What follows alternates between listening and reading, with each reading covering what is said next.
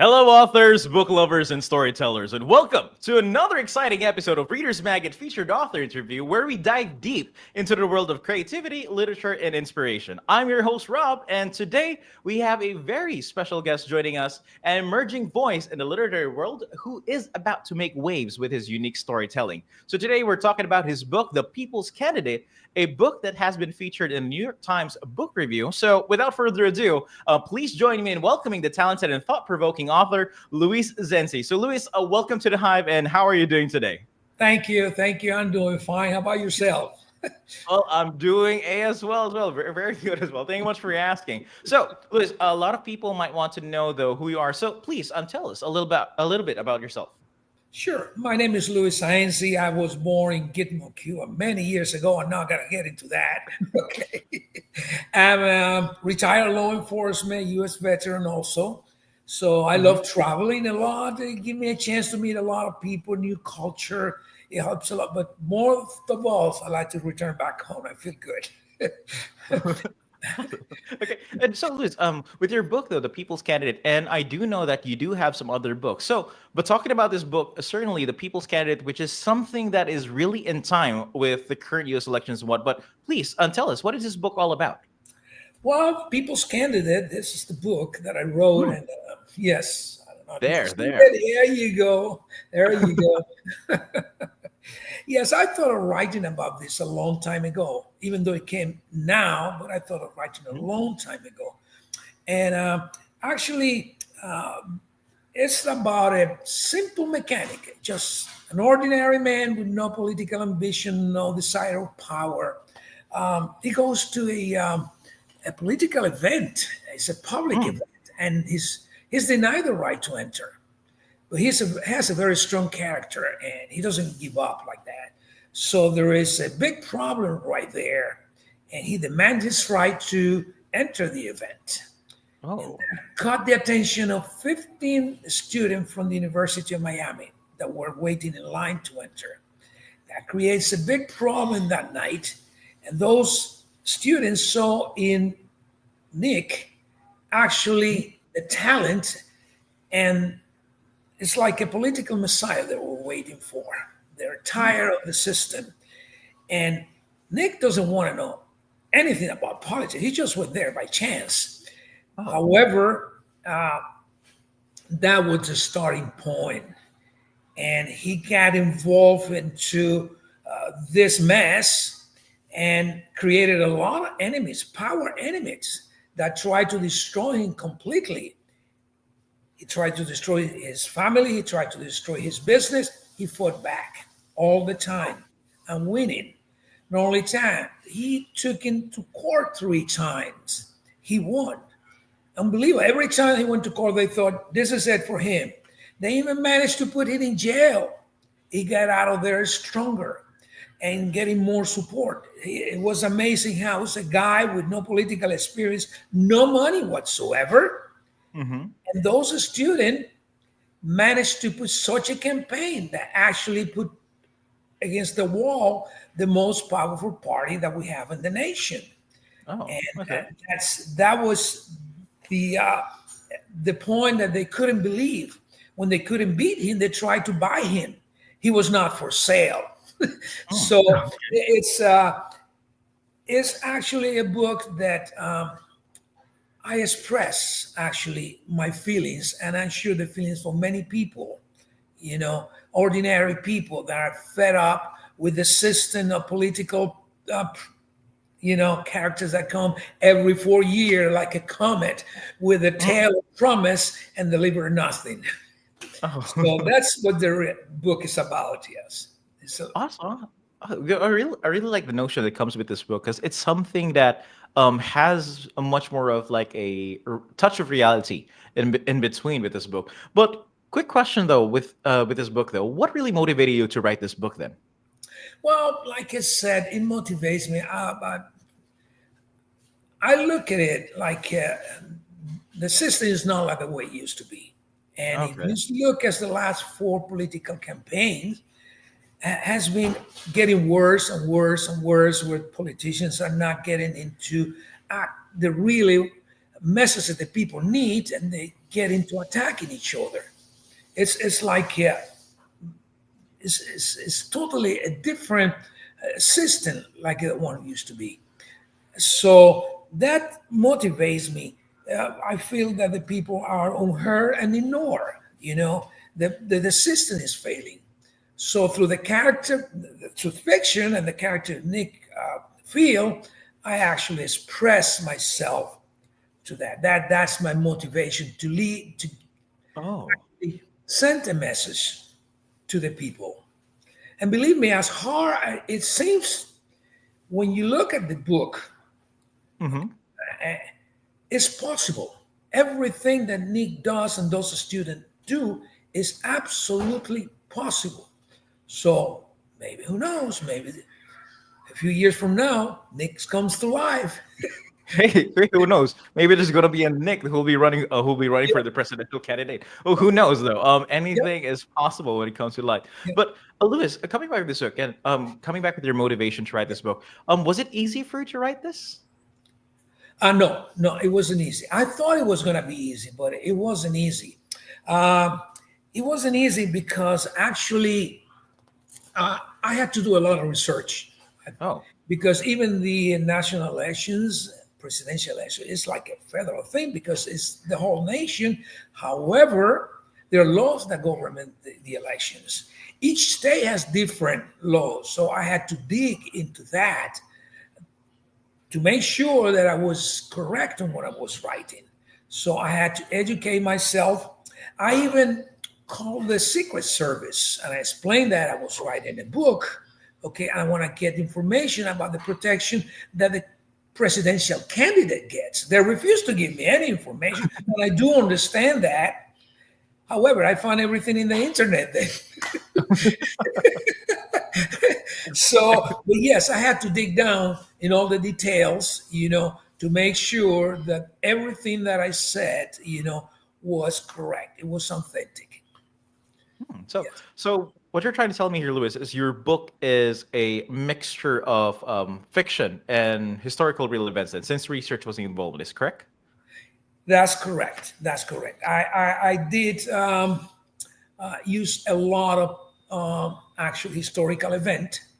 Mm-hmm. And I use that because then you could go into the causes that created that event Mm. and the consequence that produced that event. A reader that lived through the period feel identified with the story. Sometimes they analyze it a different way that they thought it was and get a different opinion. And people that did not live through that uh, create curiosity and they dig into Oh. that event, Not, besides, it wasn't easy because I used name Oh. actually real people. Huh. So I have to make sure that what I said, it was true. I quote their statement. So nobody could get offended or it's not a defamation of character. So Oh. I have no liability on what I said because it's not, I didn't say that. They say that. So including all the places that are mentioned in the book are real places. Interesting. I started writing about the final political rally of Mr. Field. And Hmm. then I realized I don't have the place. And I have described the place. It took me 3 months to find a place that actually you could Google it. And Oh. yes, it fit the description. And ironically, it was right under my nose, but it took me 3 months to find it because I look everywhere. And that it wasn't easy. That takes time. And like I said, when you write about this event, you have to make sure that you are not, you know, there is no distortion of the truth. That's Yeah. Yeah, I agree. It's making sure that once you're writing something about a specific person, though, it's not you're not trying to put them in a bad light. Like whatever that they said or what they've done is something you've written down. I'm not trying to how to say romanticize it. That's what that's if I'm remembering the term correctly, not romanticizing the story, not trying to add words or remove stuff that has been mentioned. But talking about this, because again, you did the research, it took you a long time to do the research, do everything about the book, make sure you can put in real events. What are you really trying to achieve with this then? Well, what I try to achieve is actually a waking call Hmm. for the people. You know, I'm not comparing the book to Trump and Kamala Harris, let's say, as an example, okay? Okay. Because I'm not taking part on anything here. But if you read the campaign, and when you read the book, you see that Nick is a guy with no political experience. Mm-hmm. And I emphasize again, don't get me wrong. I'm not taking sides, Trump or Kamala. I'm just comparing situations. Okay. Okay. Nick is not a politician. Trump is not a politician. You know, Okay. Nick has no money. Okay, we go back to the same question in this last election. Trump raises 385 millions. Kamala raised over $1 billion Mm-hmm. and lose the election. And is on the whole 20 millions, while Trump with 335 has left $36 million. So if you compare that to the book, it's almost the same thing. I'm not saying that Trump is Nick, you know, I'm just saying things Okay. that could happen. Okay. Okay. So those are things that shows that the process on the book when Nick went from an unknown person to the people's candidate, okay, it is possible. It is totally possible. And he is called the people's candidates because a reporter asked it, you are not a Democrat, you are not a Republican, you are not affiliated with the Green Party. Are you an independent? He says, I'm not independent. I belong to the people. I answer to the people. So I am the people's candidate. That's when the name of the book came in. Oh, awesome, awesome. And talking about this, because since we're talking about the presidential campaign and your book came out before the campaign itself, which is a good time for the book, but did you plan it like that, or was it just coincidence? No, I did not plan it like that, actually, Okay. because I thought Okay. of writing it a long time, and it took me a long time to write. And actually, I started writing while the pandemics, that I couldn't go Oh. nowhere. I started reading, and the People's Candy was actually the fourth book that I write, and even though it was the third book that I published, it was the fourth book that I wrote. And no, I did not plan it like that. It just came out like that. Hmm. So since I was writing during that period of time, I used the administration that was at the time, you know, and I mentioned Trump and I mentioned Biden, and of course Nick is the hero of the Hmm. book, and that's why came out during this time. But it wasn't planned. No, it wasn't my idea from the beginning. It came out fine, okay, not complaining that. But hey, it was, so you could say that it was just really coincidence that it really came out It before. was. So yeah, It so was. it's a good time for the book to really come out. It really was a coincidence then. Yeah. Yes. Yes. It was. It was. But again, but Luis, one more thing about this book, because again, politics right now is a really very sensitive topic when it comes, because again, it's talking about the fate of the nation, talking about these politicians, talking about whose side is on who, which side are you on, which side is the right one. But again, we'll never know about that. But again, talking about this controversial book, have you received any criticism or recognition from it then? You know, I'm going to tell you the story. I have a friend Okay, who sure. is a lawyer. Who's a Hmm. lawyer?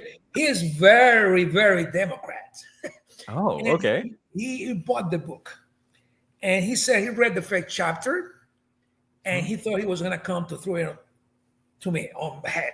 There is your book. And then he said, I'm going to read the second chapter just in case I'm going to throw the book and then kick it. And when he read the second chapter, he said, "Oh no, wait a minute. Now we're even." Because in the book, he hits both everybody, and so the book is balanced. Okay, so whoever reads the book, well, if somebody decides to criticize it, it's their right to criticize. But the book is balanced. I don't pull to the left. I don't pull to the right. I talk about events that happen, and I created a character that actually looks for the good of the people. And if you look for the good of the people, you're not left, you're right, you're in the center. I touch a lot of controversial, actually a lot of controversial things, like, Okay. abortion, the shooting at the school, and it's a lot of things. It's very complete, and I haven't found anybody that told me you're to the left, you're to the right. Actually, the ReadersMagnet Productions wrote a good article about that, and I'm very pleased with that. And they included a statement that says that the good is that when you finish reading the book, you're still gonna think about it long after you finish, which is good. I feel good with that. The book was selected to participate. It was actually appears on, it was September 8th edition of the New York Times Book Review. That was, Oh. I felt proud of that, never thought I was going to get there, So I know it's very controversial. It's very controversial. People have their opinion, but I have not received somebody that pointed the finger, say you are in favor of this or in favor of the other. Because when you read the book, you see that Nick has matched all of that. Wow. I really like it. I really like it. It's a balance of two things. Like there's Yes. it's again from what you've said, not leaning onto the right, not leaning onto the left. It always balance out. Like whatever you're saying in the book is not trying to how do you say this, pertain into a particular party, but trying to be neutral at all costs. Like looking at the good things and the bad things of both sides, trying to That's balance them. And yeah, and I really love it. I really love the idea and the concept that this book was created, not to criticize anyone particular, but it's criticizing both things and recognizing both things as well, which is correct. really That's awesome. correct. But and again, but Lewis, coming back with this book, like again, there might be people who would like to purchase your book, grab a copy, and see what the book is all about. But for your future readers and for your current readers, what do you expect them to take away after reading your book? I think the book sent the message. The book sent the message that the system has to change a little bit. Okay, that we can go on like say, I'm gonna put you a simple example. Okay, such an artist endorsed this candidate, but this candidate pay $1 million, for the endorsement. You pay me $1 million, I would say that your hair looks good, So Okay. actually, these people are buying endorsement. That's not endorsement. That influencer endorse somebody. They think they're going to influence me to vote. If I need somebody to influence me to vote, it's saying I have no brain. It's the same thing. So I feel that the book send the message, to the people to look for a candidate that represents them, and hopefully we have a Nick Field comes up. Oh, I want to add something. And I want to say this because whoever reads the book, I don't want them to get confused with this. And the book, they call Nick the Viking because I created a guy that is totally odd. Even in the place that he lives in a Latin community. So he stick out like a Thor. So they call him the Viking because he had red hair and a red beard. So obviously they call him the Viking. It has nothing to do with the Viking that they call the guy in the Capitol, It has nothing to do. This book was thought a long time before that. So I want to clarify that. Yes. Well, again, it's really a pleasure to do, or at least hear this though, and at least really love the message that you really want to portray, especially within this book. Again, there might be some coincidences that these characters might portray someone, but this book was written a long time ago, and it just happens that these coincidences make sense with today's. Absolutely. Coincident on the name calling, coincident on the way that the election went out this time. There's a lot of coincidence, but just coincidence. But hey, Luis, I really again coming back with this book now, and again to all of our viewers though, if you are interested to know what these coincidences are, and if you want to know more about the book and what can you can learn from this, again, be sure to grab a copy of Luis Zaensi's book. Again, that's a People's Candidate, and his other books as well. They are available through Amazon and Barnes and Noble. And Luis, is there any other way that people can purchase your books as well? Absolutely. Yes. No, they're actually everywhere. You could go to Walmart, all the libraries. Yeah, you could order it. It's online. You go online and you put the book. It's going to show in different actually sites that you can order.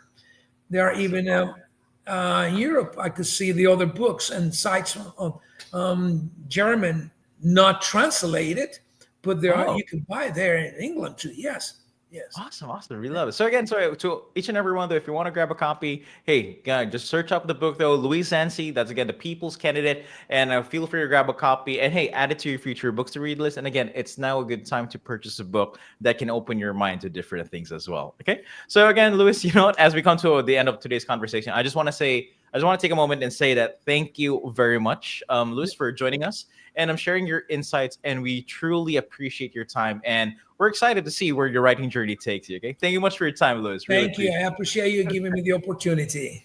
it. Okay, So, so